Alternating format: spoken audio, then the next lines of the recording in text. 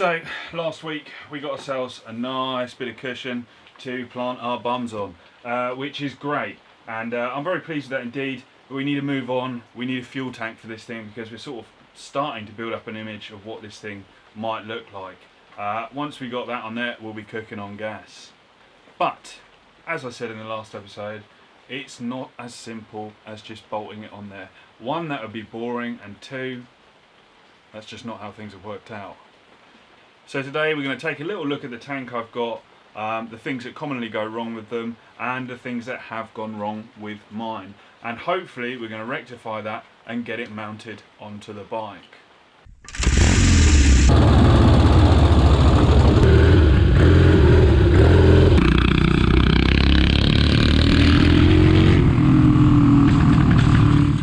So firstly, before we jump into our fuel tank business, there are a couple of jobs I've done since last time.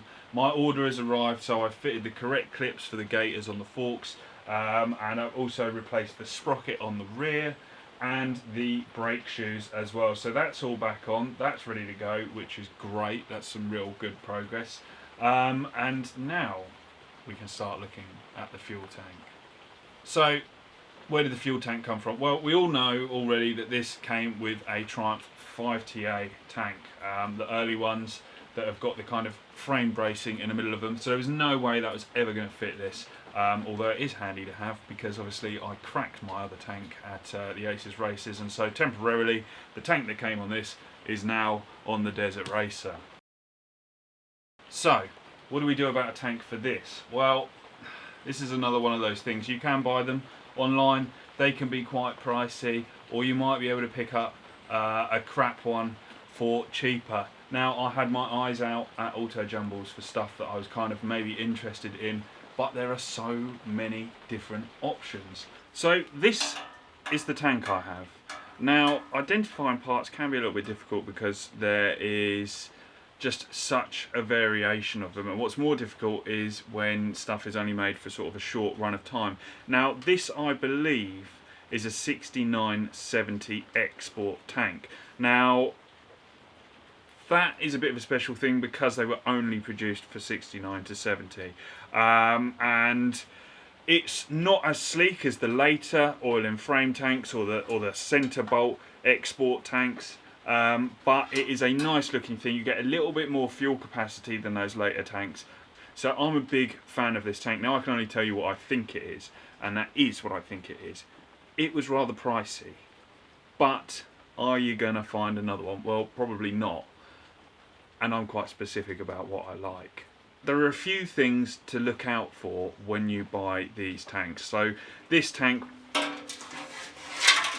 mounts underneath by two little bolts that go up here, and then it has a tab on the rear as well. Now, what do you want to look out for when you go to buy a tank? Well, quite commonly the tab on the back there snaps off. That is not unknown. You can buy these, you can weld them on. It's not too much of a deal, but it's worth looking out for. Another thing is people tend to wind bolts in too far, and if you go too mad with it, it will punch a hole in the tank. So obviously you've got the tank badge holes, you've got to watch out for those. I think these are okay, but I won't really know until I've pressure tested the tank, which is kind of an important thing for me to do before we go any further.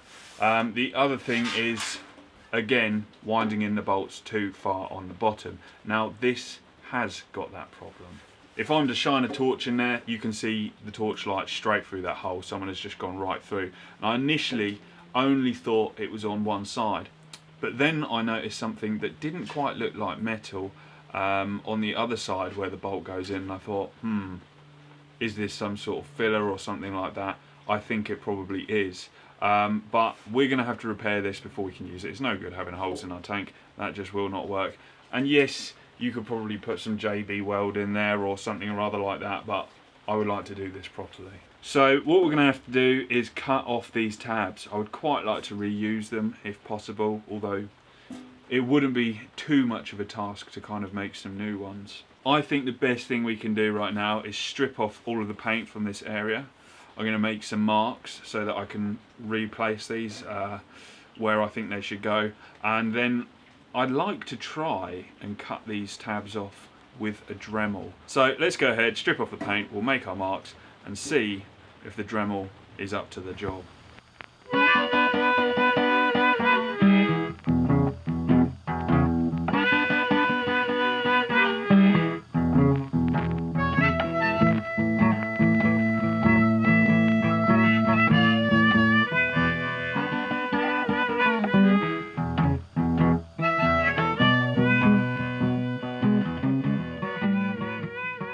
So my Dremel has done a marvellous job of removing that tab.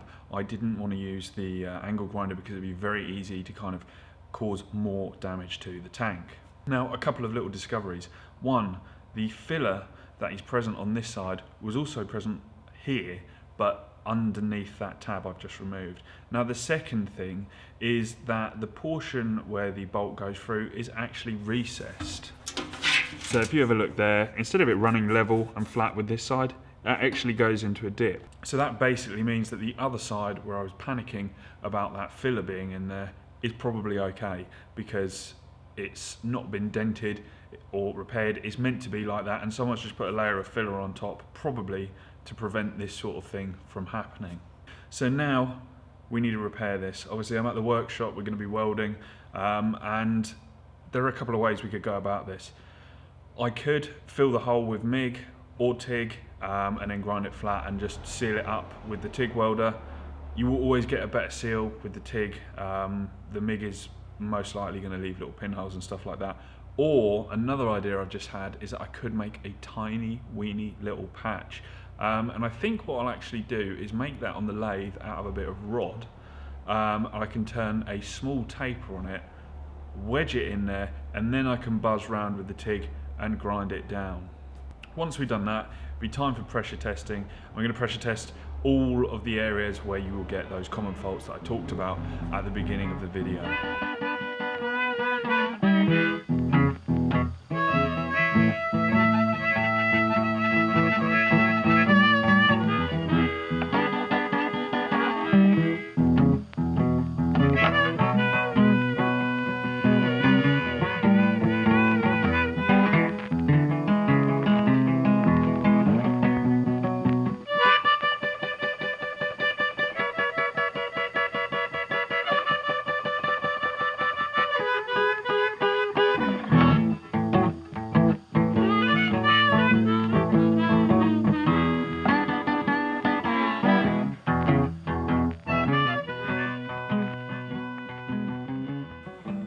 Well, that didn't exactly go as planned.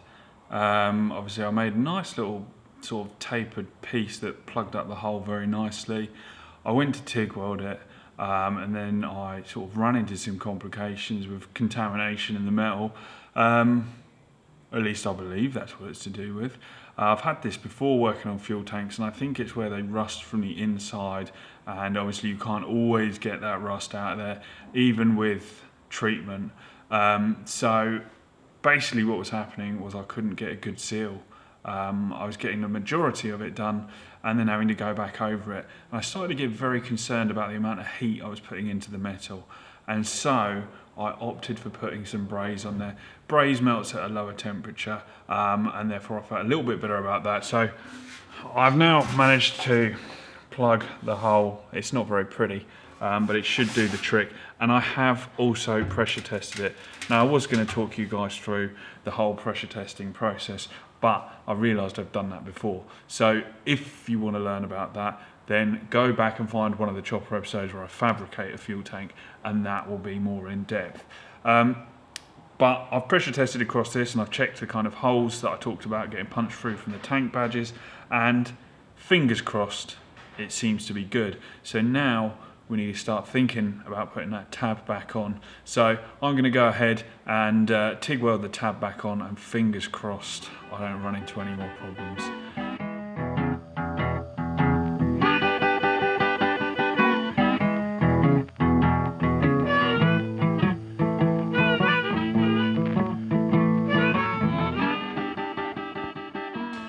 So I've now TIG welded the tab back on there, and I have to admit I'm not that pleased with it. It should hold, but it's not very pretty. I think my confidence was kind of lacking after the little problem I had sealing up the hull, and I was making little mistakes. What I really need is to spend a day with a TIG welder, as in a man who does TIG welding, and see what he has to say about it all and why I keep getting these issues, because I have encountered this before. But anyway, it's mounted on there now. I've pressure tested it again around the welds that I've just made, just in case I went too deep and caused any sort of leaks. But we should be good to go there. So let's get it home and we'll see if we can actually mount it on the bike. I can't wait to see the back end of this job, to be honest with you. So I'm back home in the shed with the repaired tank, and it's come the time that we need to attach it. Now on the 650s of this time, they are rubber mounted, which is probably a good thing given the fact that my 500 tank gave up and that was rigid mounted. So I've gone ahead and I've ordered a new rubber mounting kit. Now the other thing about mounting this tank is you actually have a couple of options. Now most years it was just a bolt that goes into the bottom like that, which is all very well and good, but 69 to 70, which this tank is, actually did it with a stud, and so I've gone ahead and ordered some of the studs because I think that's a better way of doing it. Why? Because with the stud they just remain in there. You will put the nut on and then you don't have to worry about running into that potential problem like the previous owner has, where you punch through the tank. So they're on the way. I'll fit them at a later date, but for now we're going to get this bolted up with this mounting kit, and yeah, it should be looking pretty smart. Should give us a good idea of the bike coming along nicely. Now the other thing worth mentioning is I've fitted a tank badge. These I bought with the tank. They're not necessarily right for the bike, they're not necessarily right for the tank, but being that I want to differentiate this bike from my 500 Triumph, I didn't want to have mouth organ badges again, so I've gone with the eyebrow badges, and I think they look very smart too. And last but not least, fuel taps.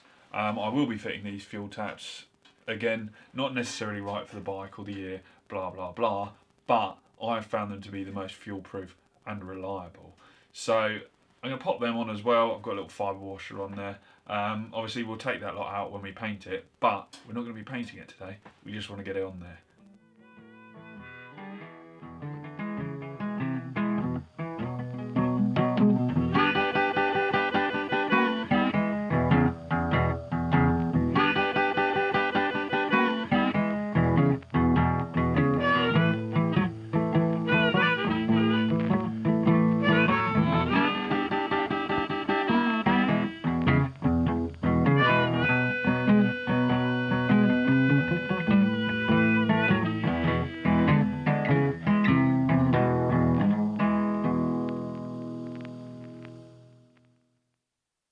Right, well, I have to say, I'm pretty impressed with how that's looking.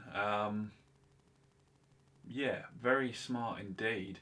That's kind of exactly how I imagined it. And it's starting to really take shape now. I'm still not sure on kind of what colour I'll do it, and whether I'll get the chrome trim that goes up the middle, or, you know, there's still things to be worked out, but starting this video, we didn't have a fuel tank, and now we do.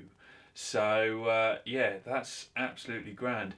One of the more sort of long-winded jobs, but I'm glad to have that out of the way, because it means we can crack on with the rest of the stuff. Now I would love to push this outside and get a nice shot around it, but one, it's pitch black, and two, with the torrential rain that we've had for what seems like weeks in the UK, my garden has been turned into some sort of ice rink, because it's just pure mud, and I don't want to wheel this thing out there and risk skating around the garden, so we'll just have to view it from here. Now soon enough this is going to have to go over to the workshop, because there are going to be a few little fabricational jobs that we have to do over there, and then after that we'll have to go to Rick's to fit the engine. But we're really cooking on gas now. I think next step, maybe have a look at mounting the oil tank, because we need a fabricator mount for the bottom on there, and also maybe have a look at a rear mudguard, but that's going to have to wait until next week. A big thank you to you guys for watching, and I hope you're enjoying it and following along with interest. If you did enjoy the video, please do feel free to give it a thumbs up and leave a comment. I really appreciate them, and I appreciate you guys subscribing and watching as well. So next time I will see you for some mudguard shenanigans.